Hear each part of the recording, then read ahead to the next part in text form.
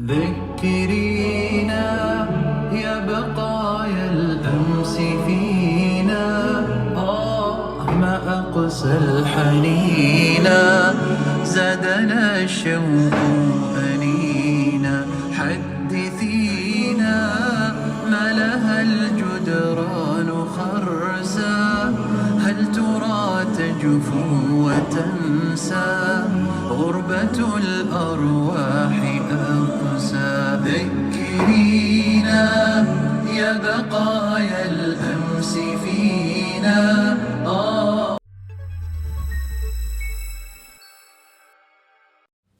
سلام، كيفكم يا بنات؟ إن شاء الله تكونوا بخير. اليوم الفيديو حماس. اليوم عيد ميلاد في بنتي الصغنونة، تمت سنة. تخيلوا، ما قادرة أتخيل كيف الزمن بيجري بسرعة. لسه أمس يعني متذكرة لما جبناها البيت وكانت صغنونة على اللفة. يا جماعة جيت الزمن بيمر بسرعة. ربنا يخليها ويحفظها وتشوف أيام جميلة في حياتها. حنعمل لها حاجة كده صغنونة في البيت. فأمس طلعنا وجبنا فستان اليوم الحلو ده، وعبد الله وصى كيكة وسلموا التصميم يعني، والليلة حنستلم ما شاء الله. كل سنة وهي طيبة. حأعمل فول مطبوخ في الفطور. يا جماعة جربت كل أنواع الفول الموجودة هنا، ما في فول زبط. يعني أنا بحس إنه ده ما فول، ما في طعم الفول، ما في. يمكن من المواد الحافظة في العلب دي طعم الفول ضاع أو حاجة، ما عارفة، لكن طعم فول كده ما في. فأنا قلت خلاص أنا حأجيب فول وحابله في البيت وأعمله، ممكن يكون طعم ظابط. بتحت البصل دي طلبتها من موقع تيمو، هي طلعت حلوة شديد يعني. الصراحة طالعة حلوة، بس إنه يعني الكميات البسيطة، يعني ما بتزبط في حاجة كثيرة. لو انت عايزة تعملي حاجة كبيرة ما بتنفع. انا حسيت كده ما بتفرم، حتى لو كبيتي كمية كبيرة ما بتفرم، اللي ترجع تقلل الكمية. بستخدمها للحياة البسيطة، لكن بجد هي حلوة يعني، فريمة حلو شديد. في كم واحدة بيسألوا في التعليقات عن إنه العيشة في السعودية كيف، هل أنتم مرتاحين؟ العيشة رخيصة ولا غالية؟ أنا موضوع العيشة رخيصة ولا غالية ده ما حقدر أجاوب لك عليه في الفيديو ده، لأنه موضوع طويل يعني، على حسب الحياة في السعودية، على حسب. فما حقدر أجاوب لكم هنا، لكن حجاوب إنه الواحدة قلت لي أنتم مبسوطين إنه أنتم كده قاعدين في الغربة وبعيدين عن الحرب. في أي واحدة كانت عايشة في السعودية زمان قبل الحرب حياتها بتختلف من بعد الحرب. يعني إحنا زمان عايشين هنا، لكن عارفين إنه عندنا بيت، عندنا أهل، حاجة نرجع لها يعني. أنا تحديدا ما حصل قعدت هنا أكتر من سنة، يعني دايما برجع أشوف أهلي وقضي فترة، حتى أجي رايحة هنا تاني بكون جاية يعني متقبل الوضع شوية. فكونه إنه تكوني عارفة إنه أنت ما حتقدري ترجعي وقت ما أنت عايزة، دي حاجة خلتني إحنا هنا خلاص بقى في حاجة غريبة إحنا عايشينها. تخيلوا يا جماعة إنك تكون عايش وما عارف إنه أنت ما عندك وطن ترجع له. يعني أنا كيف حأرجع بس يعني وروني. حتى أهلنا يعني بيقوا ما قاعدين في السودان، طلعوا يعني، حتى اللي ما طلعوا سابوا بيتهم، ما موجودين في بيتهم عشان انت تشيلي أولادك وترجعي تمشي لهم. والله مرتاحين، اللي هو الواحد بيحمد ربه الحمد لله إنه مرتاحين من نواحي كثيرة، بس أكيد فاقدين وطننا وفاقدين إنه حاجات كثيرة إحنا فقدناها، بس ما في زول حيكون قادر يحدد هي شنو. بس عارفين إحنا فقدنا حياة كثيرة، بس بندعي إنه ربنا يرجع لنا وطننا زي ما كان. القهوة دي حلوة شديد، جربوها. بالنسبة لموضوع الحياة رخيصة ولا غالية، ده أنا حرد لكم في فيديو تاني وأشرح لكم بالتفصيل، لأنه الموضوع ما عارفة موضوع معقد. فبس عاوزة أشرب قهوتي، أعمل القهوة أشربها وأنظف السطح. الجو حتى لحد اللحظة دي هو دافي، فحنظف السطح يمكن نقعد فيه. أما إذا لحد بعدين يعني برد، الجو برد، فحنقعد جوا هنشوف بحث شنو عيده. وأكتر حاجة متحمسة لها اليوم هي لما إحنا هنا ما بنصدق يعني أقل لما صغنونة أقل مناسبة صغنونة تلم الناس، فبنتهز الفرصة دي ونتلم.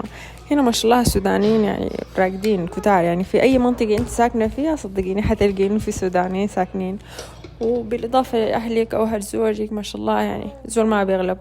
وحتى كمان الأجناس التانية علاقتهم مع السودانيين حلوة شديد يعني بالنسبة للناس والونسة واللمات، فالناس متواجدين. بس شوية هنا الحياة ضاغطة، فالناس ممكن ما تلقى طريقة تتلاقى أو كذا، وبالذات ناس الرياض يعني المناطق بعيدة من بعض، فالتجمعات بتبقى صعبة، لكن الواحد بيكون في باله إنه عايز يتجمع.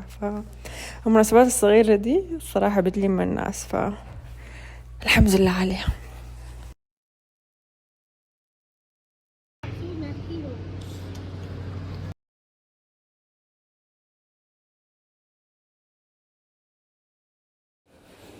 حأعمل غدا سمك، جزء منه حأحمره وجزء حأعمل مشوي على الفرن. فدي التتبيلة بتاعتي عبارة عن بابريكا وكمون، وعندي بهارات سمك، وضفت عليها معجون طماطم وشوية زيت. دي التتبيلة. تعمل في شنو؟ فيقعد ساي. السمك عموما بكل الطرق اللي بيتعامل بها لذيذ، وأنا في السنة الأخيرة دي شوي قلت ما محبين السمك، زيه زي الفول زي حاجات كثيرة طعمه بعد ما جيت هنا اختلف لي، ما قاعد أعمله كتير، لكن من فترة لفترة بشتهيه فبعمله. يمكن الليلة غرفت إنه نتغدى سمك.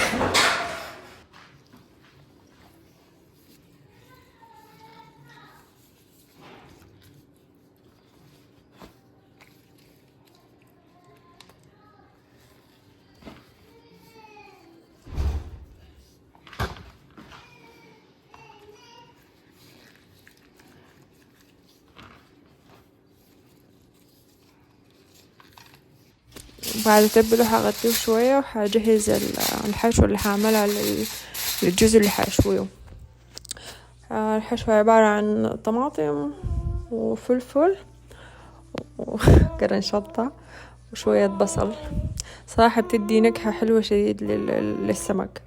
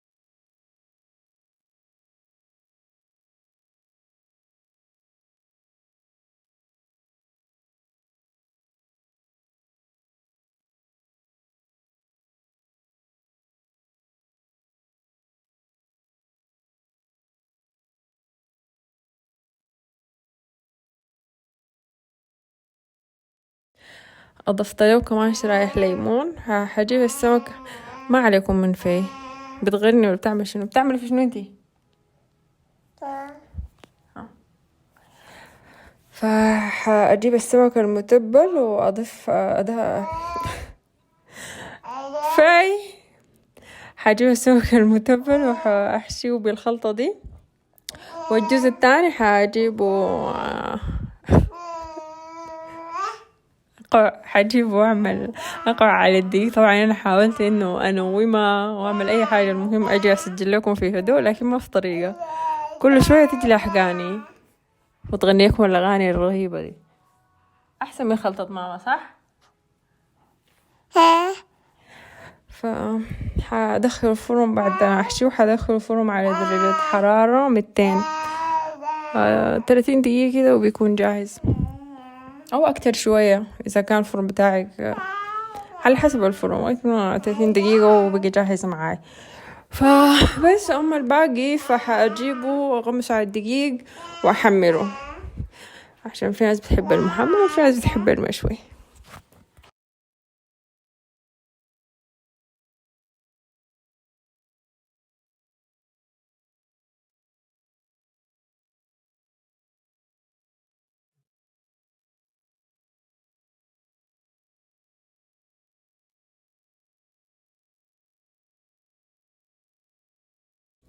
اضطريت افصل عشان اشوف فايدي، فما عارفة كنت بقول في شنو.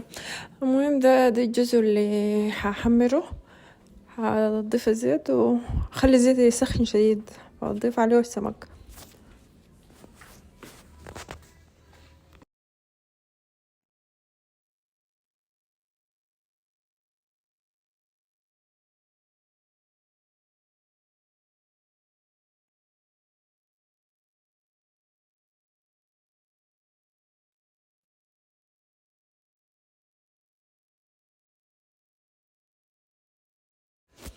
وعملت معاه رز، زينته بقدونس، شرايح ليمون. اوكي جاهز معانا غدانا، والسلطة جهزتها وضفت لها زيت زيتون وخلاص بالهنا. هنا طلعنا مشينا عشان نستلم التورتة ونرجع البيت نجهز باقي حاجاتنا. فعبد الله بعد ما دخل عشان يشيلها لقى انه ما عملوا له نص التصميم اللي هو طلبه منهم، عملوا حاجة تانية مختلفة تماما. زعل شوية لكن اللي خير ان شاء الله. فبس استلمناه وخلاص مشينا البيت.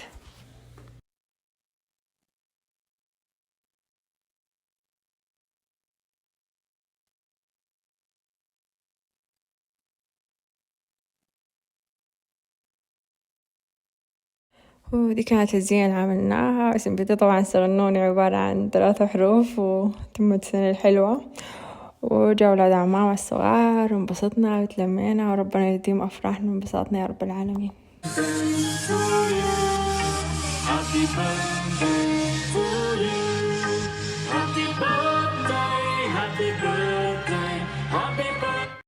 وبكده يكون خلص الفيديو. ما تنسوا تشتركوا في القناة لو ما مشتركين، وطقوا لايك صغنوني، ومع السلامة. مع السلامة.